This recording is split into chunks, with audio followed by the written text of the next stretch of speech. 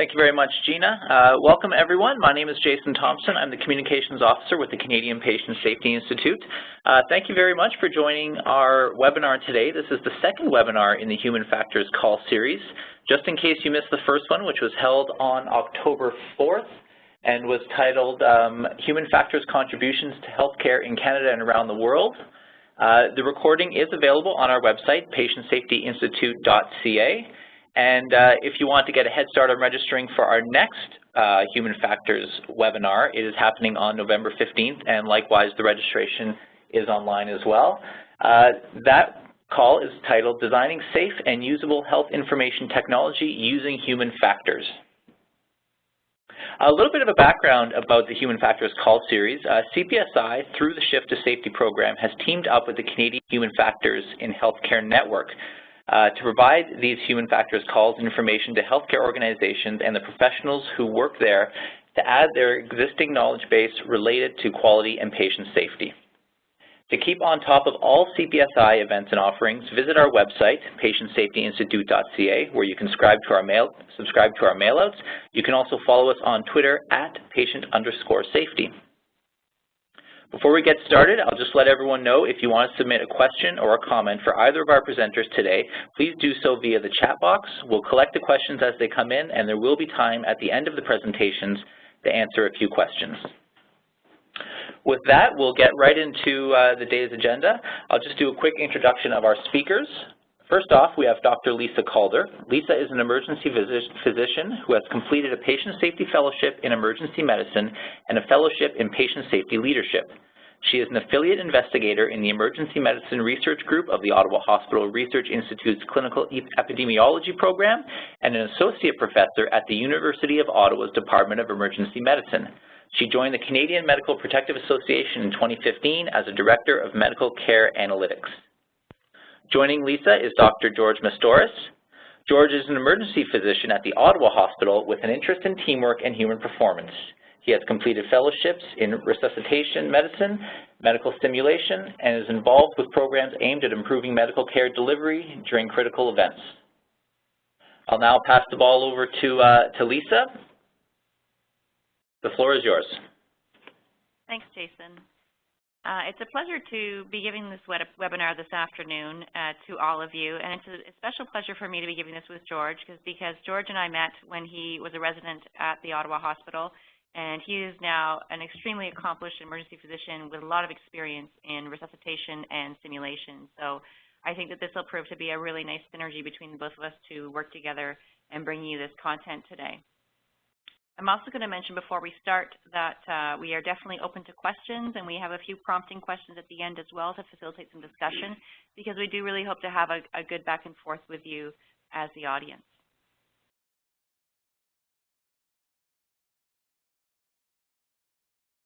So the objective of the session is to define situational awareness for both the individual and for the team, then to also describe at least one method of acquiring situational awareness, and then being able to list one teaching technique for educating healthcare providers on situational awareness.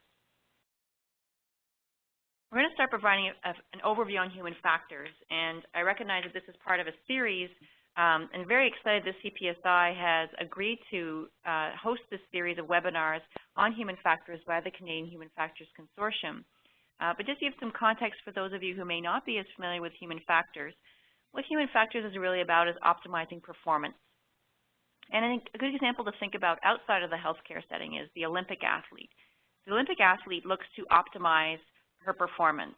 And in the way that she does that, she considers a number of factors.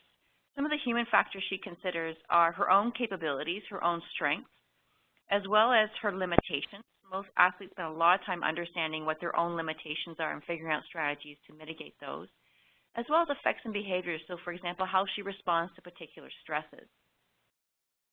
In addition to that, the Olympic athlete would also consider the environmental factors. So they will also look at what is the physical environment within which they are playing their sport or competing in their event.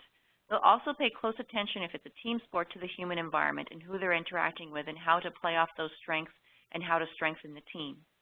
And then lastly, of course, Olympic athletes spend a lot of time really refining their capabilities to execute on the task and to do so with excellent expertise and efficiency and competency. So then if we subsequently bring this to healthcare, it's a very interesting question in terms of thinking about what do we as healthcare providers do to optimize our performance. What are the human factors we think about? We often will be aware of some of our own strengths that we will bring to a given day working in our healthcare environments, but how much do we know about our limitations? How much do we know about mitigating our limitations or our responses to stressors, for example? And how much attention do we spend to looking at our physical environment in order to optimize performance, or the human environment? I'll often say that many people in healthcare have had the experience of starting the beginning of your day and looking at the team who you're working with and saying to yourself, this is going to be a good day, and knowing you're going to have a good experience that day. But also sometimes having the experience of showing up to work one morning and looking at who you're working with and having that feeling of dread sometimes, or a sinking feeling of, oh my gosh, this is going to be a challenging day. So the question becomes, when you have those feelings, how does that impact on performance and the delivery of safe care? And human factors engineering is a huge discipline that has a very long-standing history and is actually made up of several different sciences. And historically in healthcare, we have not done a good job in partnering with human factors engineer to look at how we can improve our systems and how we can improve the safety of care. And yet there are a lot of things that these disciplines can offer. So this slide just shows you 4 disciplines that contribute to human factors engineering. So there's cognitive science, thinking about how we think. There's industrial and organizational psychology, studying how we collaborate and work together and how to make that more effective. There's work analysis. So human factors engineers who work in work analysis will attend a work setting and do ethnographic observations. So for example, they will look at your workflow and see whether or not you're moving in the most efficient way, or whether or not you can arrange your equipment in a more efficient way to facilitate you achieving your objectives. And then there's systems safety engineering, which looks at it on a much broader level, recognizing that there's inherent risks in all systems and looking how to mitigate and manage those risks effectively. And again, I would put forth that in healthcare, we are very early in the days of partnering in meaningful ways with these disciplines to improve the safety of the care that we provide. When it comes to situational awareness, you can think about situational awareness quite simply in terms of knowing what is going on around you, but it's also a cognitive process that we all go through in our brains, and it happens in the background, so it's not something that we're often cognizant or aware of. And this is a process whereby we first acquire and perceive information. We then understand and comprehend it. And then we use that information to project ahead. So a common example is if you think about driving. So many of you, I suspect, have been driving to work. And I suspect many of you also had the experience of driving to work and not remembering exactly how you got there. That's an example of driving, we'll often say, on autopilot, but it's also an example of driving when you're not situationally aware. And compare that to when you're perhaps doing some highway driving, where you're aware of your own vehicle's speed, you know what exit you want to take off the highway, you're aware of the vehicles around you, their relative speeds, trying to anticipate when they're going to change lanes. That's an example of driving when you're situationally aware. So when we bring that to healthcare, what does that mean?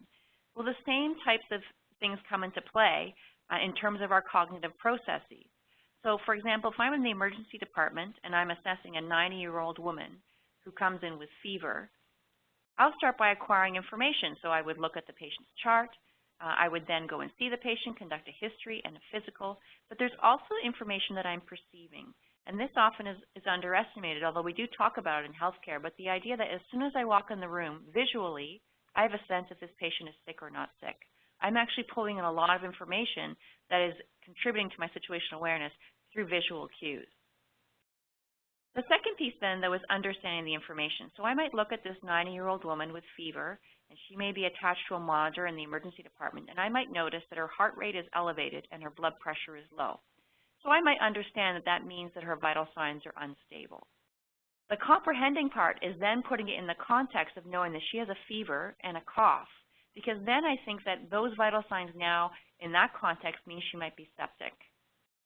And then subsequently taking that information and projecting ahead and thinking, knowing that this woman might have sepsis, if I don't intervene soon, that she could deteriorate clinically, is me being situationally aware. So I've acquired and perceived information, I've understood and comprehended it, and I've projected ahead. So that's the example of me as an individual, as a clinician, and having situational awareness. The same applies to teams, but it is slightly different. So I, as a team leader, for example, can be situationally aware, but there can be members of my team who do not share that situational awareness with me. So the question we put forward in this presentation is, how do you facilitate also team situational awareness? And George is going to speak to some of those strategies in his part of the presentation, which is ensuring that team members are not just acquiring and perceiving information, but that they understand and comprehend it for this context, and that they are helping the team project ahead, and that you're all looking at the situation in a similar way with a shared mental model and are all on side with the path in terms of the plan of care. And I will just mention that during this presentation, George and I will frequently use examples from the emergency department because that's the world that we know best. But there are also lots of examples outside of the emergency department, operating room, ICU environments, which we're happy to discuss in the Q&A part of this presentation. So when we think about building situational awareness, there's some key building blocks back to our model of human factors and looking at the pieces around physical environment, the human environment, and the task. And one easy way to think about this is when you're acquiring information for situational awareness, you really need to know about the patient, the environment, the task, and time. And we'll just break down each one of those. The patient is obviously the most important element of the situation. And I mentioned acquiring information via the health record, the history, the physical. There's also speaking to family members, speaking to other healthcare providers, and really ensuring that you have as complete a picture as possible in terms of what information is relevant to that particular scenario. The environment is one, though, that in healthcare, I think, as I mentioned earlier, we pay less attention to. So considering the physical environment, and let's think about space for a moment. So oftentimes in healthcare, we are working in spaces which perhaps are not designed to enhance our performance to provide safety of care. And I encourage you to think about, if you are healthcare providers, of your own clinical environments and spaces where you feel that your performance is optimized and spaces where your performance is not optimized and where you're doing workarounds just to accommodate the space. And connected to that is layout. So I often provide the example of when I want to do a lumbar puncture in the emergency department, the layout of the equipment relative to the room, and even though we've worked on this, is still not created in such a way that is easy for me to gather the equipment I need and to perform the procedure. And you would think this is fairly simple, but there's actually a whole bunch of complex system pieces that come into play for that to happen in a facilitated way. So that's an example of layout and equipment resourcing, which is not designed to facilitate the provision of safe care. Lighting is an also interesting one. There's an interesting example from the Ottawa Hospital where an abstract was presented by a surgeon who wanted to look at how operative equipment was decontaminated and cleaned and prepared for the subsequent operating procedure. And when she went down to the decontamination area in the hospital, which was located in the basement, and she observed all the procedures that were undertaken to clean the operative equipment. And one of the most fundamental steps that dawned on her as she was absorbing this procedure was visual inspection. So there is a team member who is charged with visual inspection of the equipment, who clears it to be wrapped and put into an operative tray. And when she watched this person working, she said, this guy clearly is good at his job, but he's in his 40s, and he was operating in a room that was dim with fluorescent lighting, and yet he has the key job. He is the last person who looks at that equipment to make sure it's clean and passes it off. So the intervention they did was they just brought in headlamps. Very simple, very cheap, but were able to demonstrate that they were improving the level of cleanliness of operative equipment through that simple intervention, paying attention to a human factor that helped optimize that team member's performance. I'll also mention noise. Noise is something we take for granted a lot in healthcare as a given, and in the emergency department, it is a very noisy environment. And the example here is around alarms. So auditory alarms are going off constantly in most emergency departments. And the reason that is that these alarms have not been designed to be sensitive and specific enough for their purpose. So if you were to take a human factors approach to that, you would to try and design an alarm which would only go off when it needs to go off. And when it goes off, it alerts the team and they actually hear it and they can take action. As it stands right now, many alarms in emergency departments are going off when they don't need to go off. But when they do go off, let's say a patient's in cardiac arrest, it's not unusual for the team not to perceive that because they have already taken that background noise and filtered it in their brains, and they're not paying attention to it. And that's not just a normal cognitive process. You have to do that to function, but the result is that you're not picking up the auditory alarms which you should be listening to. And contrast that to an example in the OR, if any of you have been in the operating room and listened to an oxygen stat monitor when a patient's oxygen saturations are going down, it is a very distinctive sound. So it goes beep, beep, beep, beep. It's actually a horrible noise, and it catches everyone's attention. You can't ignore that noise, and when you hear that noise, you want to make it stop. So that's an example of an effective alarm that's actually alerting the team to something important that's happening. The second example I'll give around noise is I have a colleague, an emergency physician, who also used to be a pilot, and he loved flying planes on his days off when he didn't have to work a shift. It was his passion of his. And what he realized one day when he was flying was that he was actually ignoring alarms on his instruments in his plane. And for a pilot, that's a big deal because for pilots, the alarms do mean something. You need to pay attention. And he realized that the fact that he was an emergency physician and was used to tuning out alarms made him an unsafe pilot, so he subsequently stopped flying. That's just an example, again, of design of alarm and how does it optimize performance. And lastly, I'll touch on temperature. So temperature is something interesting that, again, we don't often pay much attention to, but has recently garnered some attention in the operating room environment. Typically, operating rooms are kept at a cool temperature, and that's very intentional because surgeons and their assistants are all in Gore-Tex gowns under hot lights, and a syncopal surgeon is generally not an effective surgeon. So the whole point is to keep the surgical team cool so they can perform. The question then was asked, though, is what does this mean for the patients? And is that cool temperature actually optimal for patient safety? And the answer is no, it isn't. There's a significant amount of data that's been published now to show that patients in cool environments in the operating room are actually more prone to postoperative infection as well as bleeding complications. And so that's why we now warm patients in the OR, because we figured out a way to design the system that optimizes the best outcome for the patient in terms of patient safety and still allows the team to perform optimally.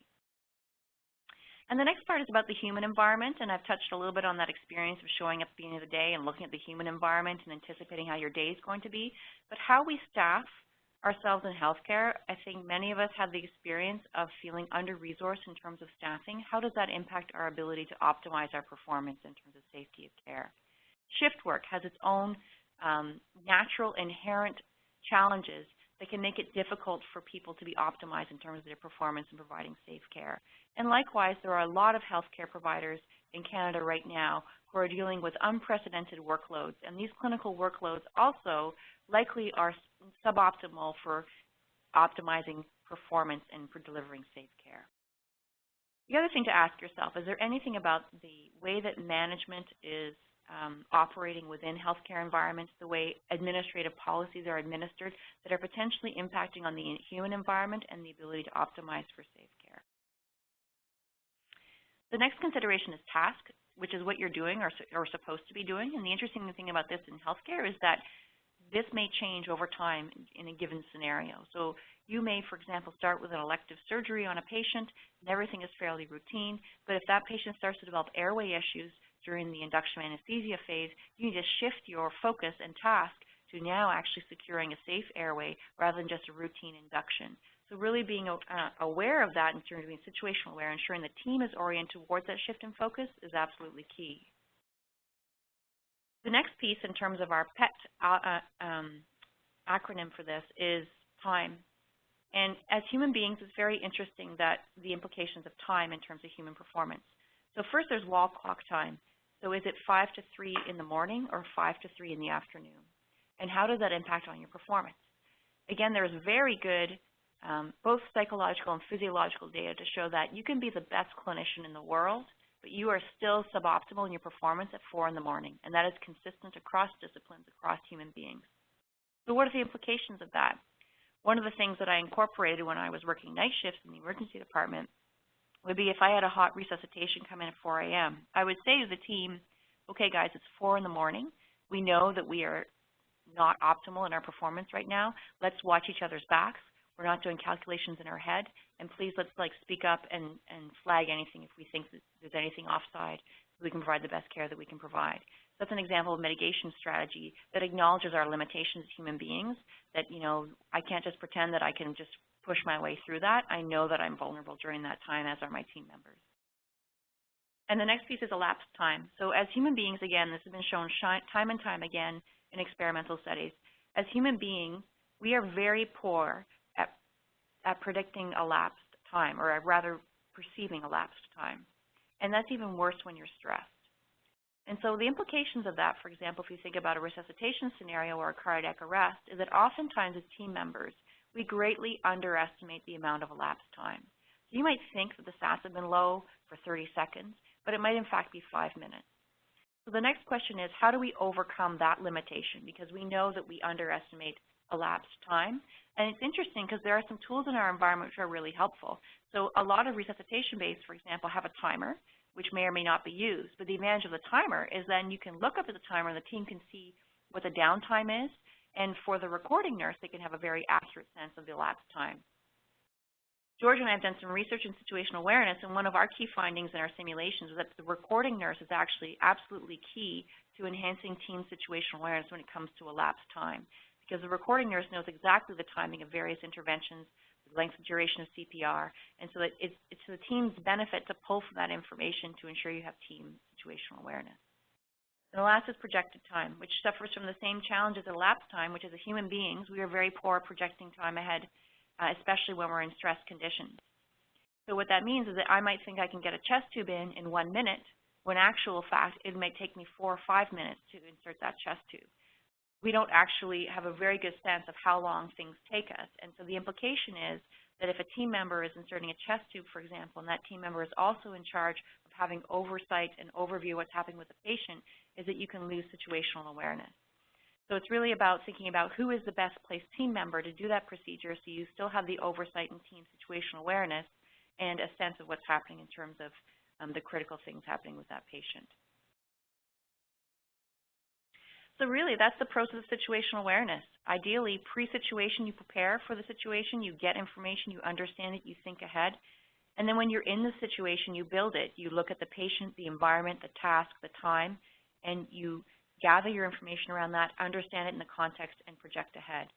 The challenge is recognizing when you've lost situational awareness, but when you do recognize you've lost it, you engage in the same technique to regain it again. And then again, ideally, post-situation, you reflect upon the situation and think about how you could have done a better job at either facilitating team situational awareness or your own situational awareness. So we have a brief checklist for this, and that's GUT. So get information, understand it, and think ahead. So that's really sort of the opening core section on the definition of situational awareness and the context in terms of human factors. I'm now going to hand it over to George, who's going to speak more to methods of teaching and in situ simulations. Thanks very much, Lisa, and thanks everybody for having us here. So now that we've got a foundation in what situational awareness is and how it impacts our healthcare teams, the obvious question is, how do we develop it and teach it among our teams? And it's a tough question because it's a bit of a nebulous concept, and there is no good curriculum out there, no prefabricated course that can just be brought in and dropped into a team setting to specifically develop situational awareness. What I'm going to touch on is a couple of different strategies and a couple of different specific techniques that I use and that can be used in any healthcare context to help promote situational awareness among individual providers and healthcare teams and among the team as a whole. So first and foremost, it's important that we foster an awareness and a culture of situational awareness among our teams. And this, for me, really starts with education. This can come in the form of formal didactics. This can be something that's embedded into other existing courses, like the Team Steps course definitely nods to situational awareness, and many crisis resource management training programs, which I'll touch on later, involve situational awareness as a concept. So it can be embedded in these courses, or it can just be informally discussed in clinical or non-clinical contexts. But the important thing is that people on the team and healthcare providers individually and as groups need to be aware of the tenets of situational awareness, those aspects of getting, understanding, and projecting. And we need to develop a common vocabulary among our healthcare providers regarding each individual's role in maintaining situational awareness. So it has to start at that educational level. Now, there's a special role that is played by the team leader as well. Team leaders have to work not only to foster their own situational awareness, but also to foster the situational awareness of the whole team in real time, recognizing that not all members of the team are necessarily going to share the same understanding or awareness of what's going on. The best way to achieve this is through what's called thinking out loud. And this is a technique where the team leader shares their perception, their understanding of what is going on with the team, and attempts to foster an environment where team members are able to speak up and provide their input. The idea here is that the team leader offers a sort of model of situational awareness to the rest of the team. And the rest of the team are able to check their own situational awareness against that of the team leader, modify it accordingly, and point out any flaws or gaps that the team leader may have in their own situational awareness. Overall, this technique is intended to develop and enable a widely applicable situational awareness that the whole team can share and carry forward. So those are broad strategies for how to create situational awareness, but how do we practice this? Ultimately, situational awareness is a skill, just like anything else in healthcare, and it's best developed through practice and repetition. This is my bias as a simulation educator, but I think that simulation offers an optimal teaching tool for developing mastery in situational awareness, both among individual healthcare providers and among teams. One of the reasons for that is this concept of crisis resource management, or non-technical skills. And this is a term that's adapted and borrowed from the aviation industry, where flight deck crews are trained in what's called crew resource management or cockpit resource management. These are the non-technical and teamwork skills that are necessary for a flight crew or a healthcare crew to be able to function optimally in a high-stress environment when there's a lot of uncertainty. And one of the pillars of crisis resource management is this concept of situational awareness. In simulation, crisis resource management is taught extensively, and the nice thing about simulation, for those who aren't familiar with it, is it allows healthcare providers to train together in a realistic, high-stakes, interprofessional environment that's functionally aligned with the clinical context. And what I mean by that is it's a context that resembles the same kind of teams that work in the clinical environment. It's a context that resembles the same kind of working environment as the clinical environment, and a patient, ideally, which resembles a patient that they would encounter in a clinical environment, and that's usually achieved using a high-fidelity mannequin. But in this environment, teams are able to practice, to make errors, to allow time for deliberate reflective feedback and coaching, and ultimately hone their situational awareness towards a greater degree of mastery. Simulation also provides an opportunity for a broader team orientation. When we bring interprofessional teams together in these environments, they develop a deeper appreciation of what each other's roles are. And obviously, this brings in the team situational awareness appreciation and deepens that appreciation among the team members. Now, simulation is a great tool, but it's not the only way to teach this. Real life also offers many opportunities for practice and learning. In particular, debriefing after major events with a view towards how situational awareness and teamwork impacted on care is ultimately a crucial means of developing growth among healthcare providers and team members. It's an opportunity to create a forum for reflection, a forum for how things may be improved in the future. And again, as I said in my first slide, it allows an opportunity to create more specific awareness of situational awareness and promote that shared vocabulary.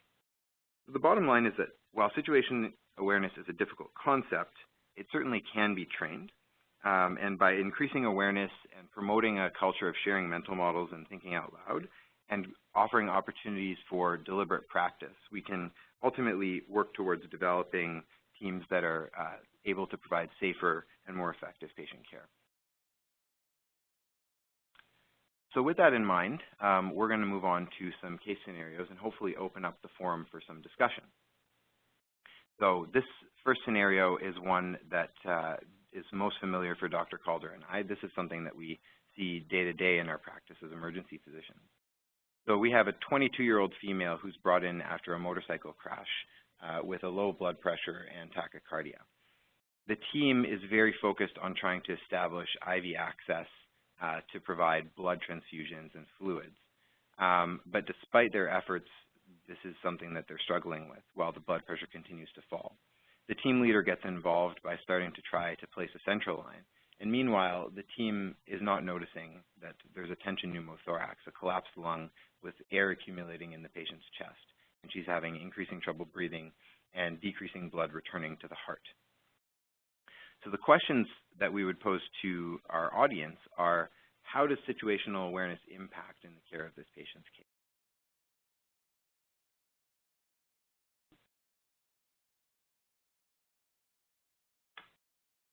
And people can respond either by chat or by, I guess, if Gina unmutes them.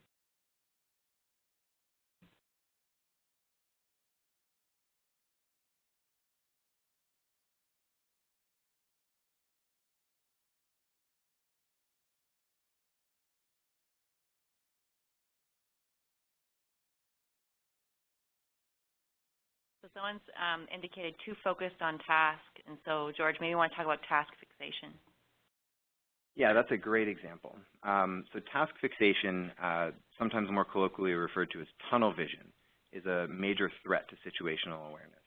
And what happens here is that a highly technical task, like placing an intravenous line or a central line, requires a large amount of cognitive resources. And all of us ultimately are simple computers that only have a certain amount of bandwidth. So the more bandwidth that's devoted to the cognitive work of doing a complex task, the less that remains available to perception of external stimuli, perception of time, and perception of other clinical data that may be coming in. Essentially, what happens here is with task fixation, the team becomes situationally blind to some of the other data that is ultimately involved. I'd also add that this is why ATLS emphasizes that the team leader should be hands off the patient and at the foot of the bed, is so that the team leader can maintain that situational awareness, recognizing that there are some practice settings where actually that's not feasible. If you don't have enough hands to do those procedures that need to be done and you still need to do the team lead, that can be very challenging. And so part of the advantage of doing simulation is practicing ways to make sure the team is situationally aware when you're facing those kinds of challenges. Hi everyone, it's Jason Thompson here. I just wanted to cut in at this point and let you know that for any discussions that we're looking to have, submit your questions or your responses rather via the chat box, and I'll kind of serve as the go-between between our presenters and the audience, and we'll do our best to stay on top of all the responses as they come in.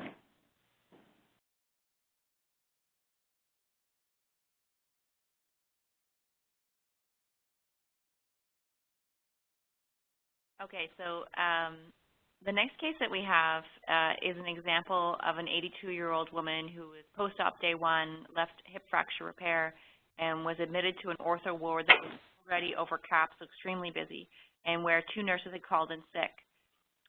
So basically that's already setting a bit of a context for you, isn't it, in terms of the human environment and knowing what you're actually dealing with.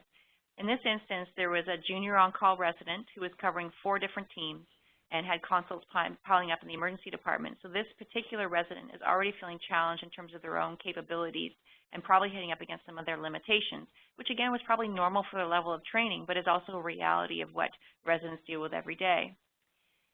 They note that this particular patient, this 82-year-old woman, was nauseated on rounds, and this was mentioned at shift change, and that so the ward nurse gives a telephone call to the resident and says, "Can I have an order for Gravol?" So the resident looks at the chart, and it shows that this particular patient had been complaining of nausea at 6 in the morning and then throughout the day. And then subsequently looking at the vital signs, it now shows that the patient's hypotensive, ECG demonstrates a misstemming with Q waves, and so the patient is subsequently transferred to CCU and cardiogenic shock. So this is an example where the team had lost situational awareness, right? So where basically these symptoms were progressing and you had team members who were overloaded.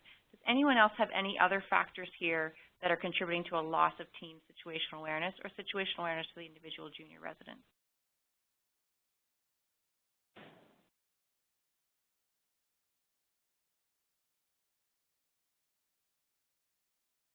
Jason here. I'm not seeing anything come through the chat box yet, but I'll monitor and we'll give it another few seconds here to see if anyone's got any thoughts.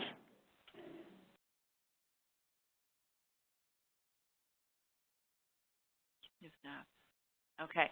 So someone said change of staff and no attention brought to potential other reasons. So great example of this is highlighting transitions in care, which happen all the time in healthcare, right? But sometimes during these transitions in care, information gets lost or you lose the overall perspective in terms of what's happening with the patient. And many people have experienced this. If they are looking after a patient longitudinally and they know everything that's happening with that patient, they know the context, and so when they get these orders, they rapidly can often put this together and say, wait a second, something else is going on. But when you're transitioning to another team and they don't have that context, then that's where you have an issue. And so someone has put forward that IPASS or SBAR would help. So yeah, absolutely, we would definitely recommend structured handover communication to help that facilitated team situational awareness as well. So I noticed another comment here which basically saying two nurses being sick pushes remaining staff to their limits. Absolutely, and again, this is a reality for a lot of people in healthcare, and it's an interesting question in terms of how we design our systems that I think in general the expectation is that if this happens, like two nurses are off sick, that people just cope with it. Sometimes we're getting better in terms of managing surge and floating resources from other departments, but that also presents its own challenges as well.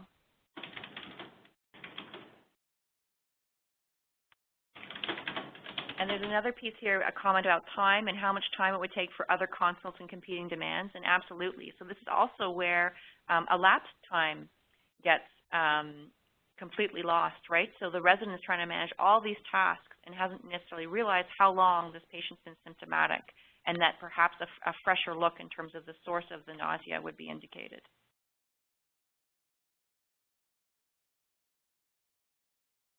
The next comment is no time to review the chart at each stage. So that's also really very much a reality that despite EHRs, for this resident who's overloaded, right, and has all these things to do, the chance that resident is going to go into the EHR and comprehensively review each time they get a call for grab-all realistically is low. And so why is that? And why is that? Again, there's system issues that come into play. There's also a piece here I just wanted to speak to because George mentioned mentioned speaking up, and it's about psychological safety. So does this junior resident feel empowered and able to say, I'm over my head, I need help? Is another thing that too often we see in healthcare where junior residents don't feel the ability to do that and think they have to take it all on their own, versus if they were able to offload some of their tasks with another team member and then really focus on the care they're providing, that can help mitigate some of these challenges in terms of situational awareness. But it's not unusual as well that when you get in the routine, and especially when you're on call and you get multiple calls and you're trying to deal with things you think are straightforward, that you wouldn't necessarily step back and take that larger view to look at what other potential contributing factors could be causing the nausea for this given patient. And I'm just going to chime in here as well that this goes back to what Dr. Calder was saying about getting the information and understanding it as the first two steps in being situationally aware. So this is probably a situation where many of these extraneous factors have led to a breakdown both in acquiring the breadth of information that was necessary to make the diagnosis here. And certainly there was cognitive stresses and biases that led to a misunderstanding of that information. So it's important to bear in mind the external factors and understand how they contribute to that situational breakdown. There's another comment saying communication breakdowns and challenges associated with technology, which I love because often the electronic health record is really put forth as a panacea in terms of covering all information gaps for teams, and many of us who've lived with electronic health records now, and this is coming out very strongly in the literature, have recognized that in fact in many cases it's actually creating barriers for patient safety, and it's creating barriers for communication as well.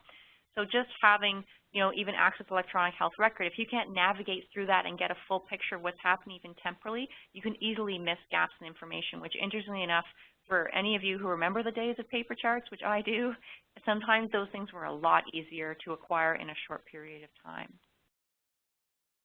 And a nice comment just endorsing the importance of psychological safety for situational awareness.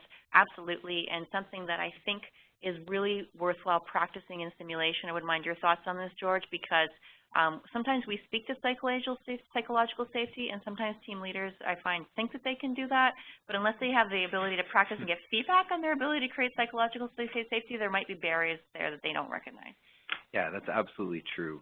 And I think a lot of it comes down to, again, practicing it and practicing it in an environment where it's more acceptable. I think especially for team leaders who aren't used to establishing psychological safety with their teams, trying to do it in the heat of the moment becomes very, very difficult.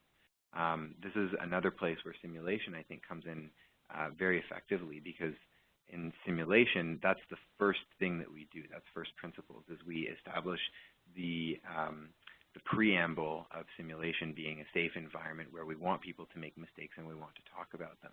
And we invite our participants to come in with a degree of vulnerability to allow for some of those dialogues to happen and for team members to give each other feedback that might be harder to receive in a high-stakes clinical environment.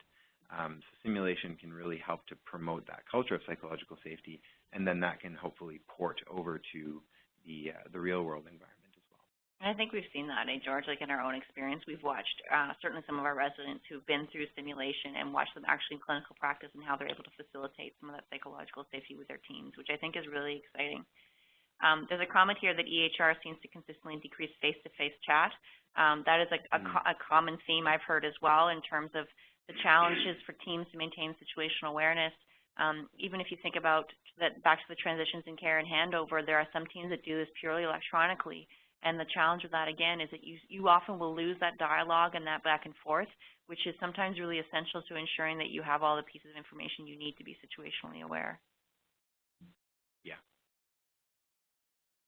Thank you, everybody, for those great comments. That really, I think, facilitated a really nice discussion around that case. I'm just going to advance to the next case, which, George, do you want to speak to this one? Yeah, sure. This is one that I actually had in my own practice a few weeks ago. So we had a 19-year-old male brought into the ER by ambulance after being shot in the right thigh. Obviously, he was placed into a resuscitation room, and the team swept into action. About 10 minutes later, a similarly aged young man presented ambulatory to our triage desk at the front of the ER with about a dozen stab wounds to his back and flanks. He was recognized as being quite sick as well, obviously put in a wheelchair and rushed back to the adjacent resuscitation room, which is basically separated by a curtain. About 4 or 5 minutes into the resuscitation, the patients recognized each other on adjacent stretchers as rival gang members from the same gang fight that they were both injured in, and there was an altercation. Security had to be involved. Police ended up involved, and ultimately we had to sequester both of these patients. So here's another place where I think there was a breakdown in some situational awareness, and I'm curious to hear what comments people have.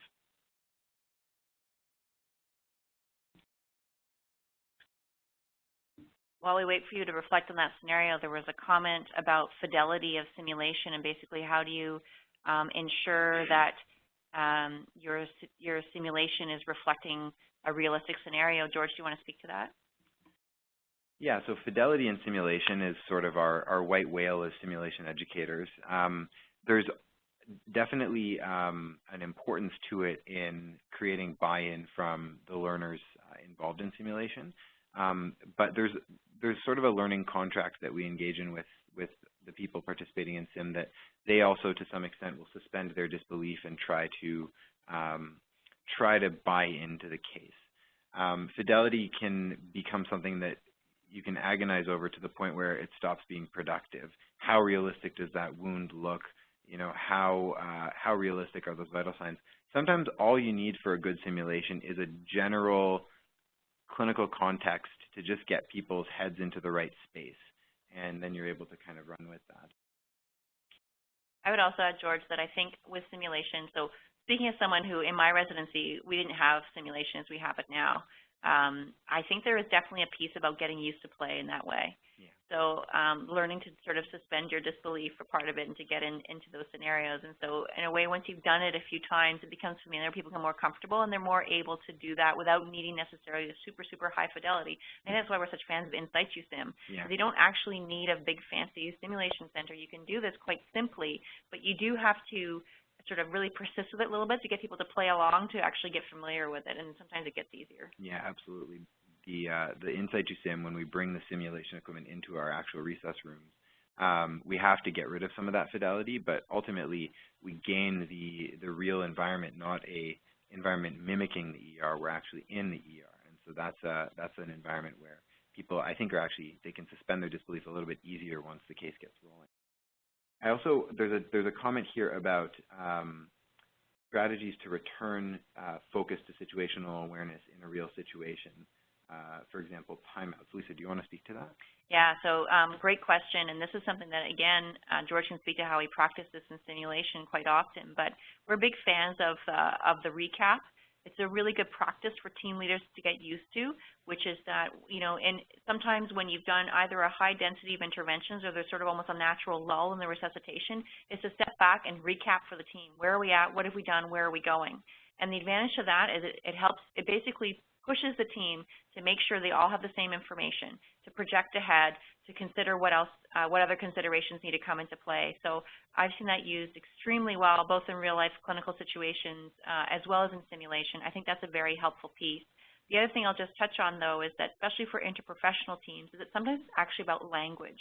And so really understanding the sort of almost code words that you need to say to break a team out of their fixation on something and sort of say, I need a timeout to actually recap on where we're at. So part of that's facilitating psychological safety. Part of it's around language, and there are different escalation communication strategies you can use. So, for example, if a team member wants to speak up in a team they may be not as familiar with, saying things like, I have a concern, or I have a question, or I'm worried, or this is not safe, can sometimes break the team out of their sort of focus and say, wait a second, let's step back and see what's going on. Yeah, there's nothing more powerful than somebody identifying that they think there's a patient safety issue and using very explicit language like that. I'll also just say there that I take the thinking out loud a step further, and I'll actually call out for a huddle, and I'll get my lead nurse in. If I have any colleagues, for example, surgeons or anesthesiologists involved in a case, I will actually get shoulder to shoulder with them. We'll all face the patient, and then we'll do our recap. And what that does is it pulls people out of their own task fixation and really, I think, ups the level of mental model establishment that we're able to do. And so that's a strategy that, I think can be employed more broadly. It's just getting the team to get hands off for a second and really call a timeout like our commenter had identified. That's a great tip. There's another comment here about this particular scenario of unable to get enough information at triage. And I think there's a couple of pieces I'll speak to, and then George, you can comment on it. But I think a couple of challenges at triagers are, number one, triage is one of the most stressful staffed places in the emergency department. And so as a result, certainly in our emergency department, our turnover of triage nurses is fairly high. And the goal of that is actually to protect our nurses so that they're not at the brunt of that for too long a period of time. The downside is that it's feasible in this scenario. You can have one triage nurse triage one patient and have a different triage nurse triage the second. In this particular scenario, if I recall, George, this was an example of one patient coming in and through ambulatory triage, kind of walking in, and the other one coming by ambulance, in which case you have two completely separate triage teams actually operating in parallel and not talking to each other. That's right, yeah, that's right. So this was the breakdown comes from the fact that the triage nurse at the front and the triage nurse at the back really aren't situationally aware in the way that our system is designed of what's going on at the other end of the department. They have a good degree of awareness of what's going on in front of them in their waiting areas, respectively, but there's no sort of cross-pollination or communication. So that's an issue that we've identified in our own department. And if anyone has a good recommendation for how to address that, we probably welcome it. There's another comment here which I think speaks to what George and I talked about a little bit about this case too, which is a general lack of awareness of the environmental safety risk and need for more security resources so that healthcare members aren't placed in dangerous situations. I think, fortunately or unfortunately, we have a certain naivete in Canada because the reality is that we don't deal with this on an hourly to hourly basis as many busy urban American emergency departments do. So we don't routinely for example, pat down for weapons. We don't routinely have to look to a need to lock down and secure our emergency departments in these types of scenarios. Unfortunately, we are entering into times where we probably do have to start initiating some policies and procedures around that to exactly that, protect our staff and as well as protect our patients. So it's an interesting sort of turn of events that many emergency departments maybe haven't yet experienced, but again, need to think ahead to how to design their systems to protect their teams and their patients. Yeah, what kind of forcing strategies should be implemented to sort of shove some situational awareness into the forefront in a situation like that? There's another comment here. It says, during SIM, I often encourage teams to practice a timeout team check prior to taking significant branches in care, such as an RSI. Love that comment. I would also say really a natural time to do the recap or timeout is in ACLS algorithms when you're sort of hitting near the end of your algorithm, right? So identifying key procedures, key times.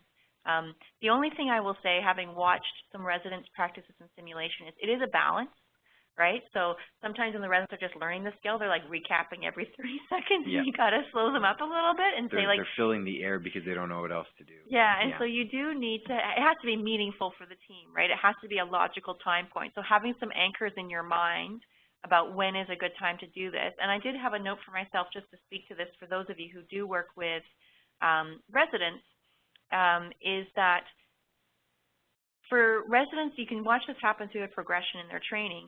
Junior residents, at the forefront of their minds, the cognitive energy, the cognitive load for them are the fundamentals of care, right? So they're thinking about ATLS and ABCs, and that's where they're thinking. So for them to sort of push that into the background and start to focus on this higher level of skills, which involves, you know, creating psychological safety, thinking aloud, speaking up, doing recaps, I think is a next level of skill set. So I do think we have to be very clear on the competencies we expect of our residents.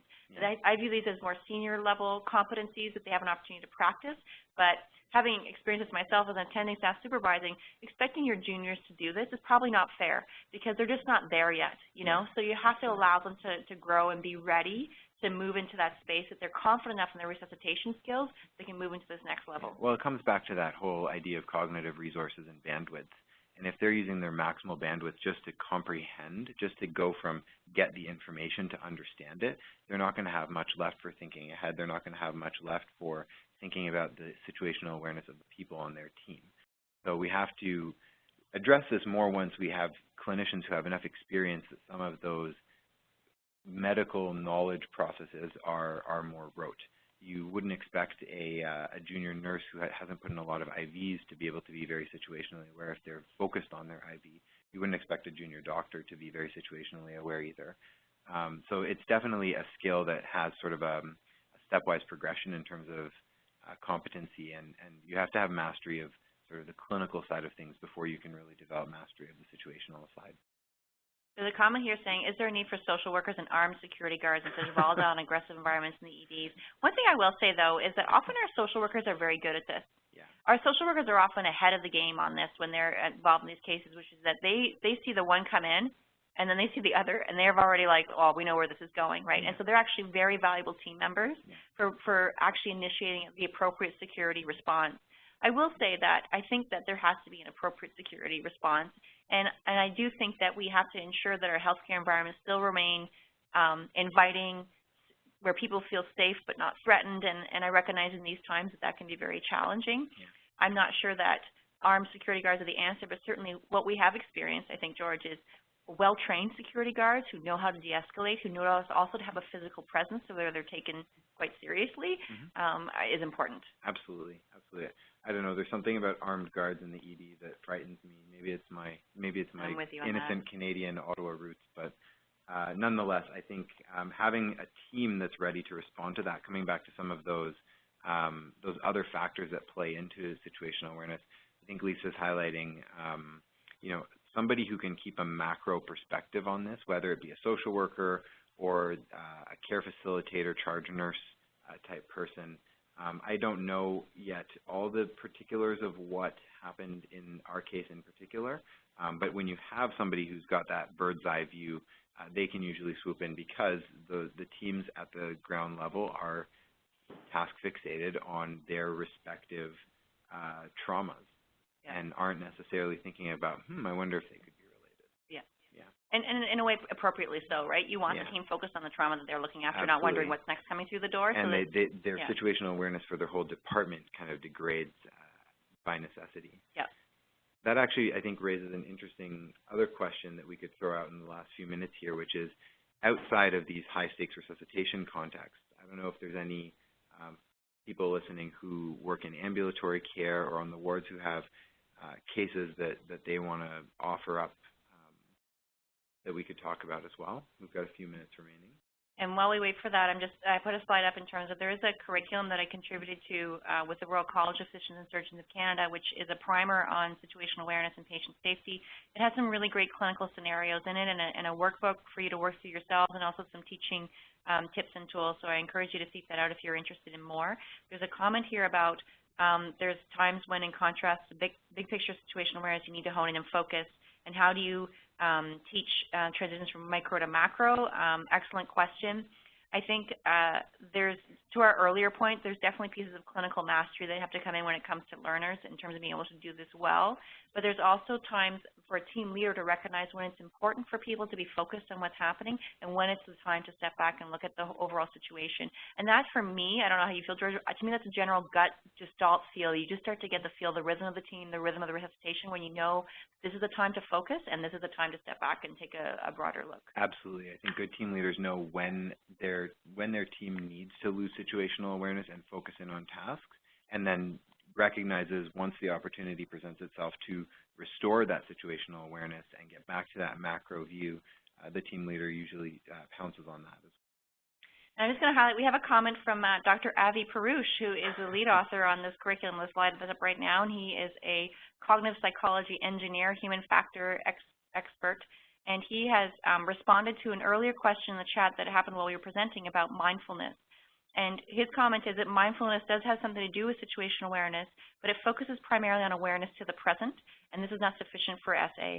And good SA includes awareness to what happened in the past, and I think also implications that good SA, you have to be able to anticipate as well. So while mindfulness is a key skill and certainly important for us as resilience and healthcare providers, situational awareness is not just being aware of what's happening right now, it's a looking ahead to what's happening in the future and being aware of what actually has transpired. So it requires more than just that presence to the moment.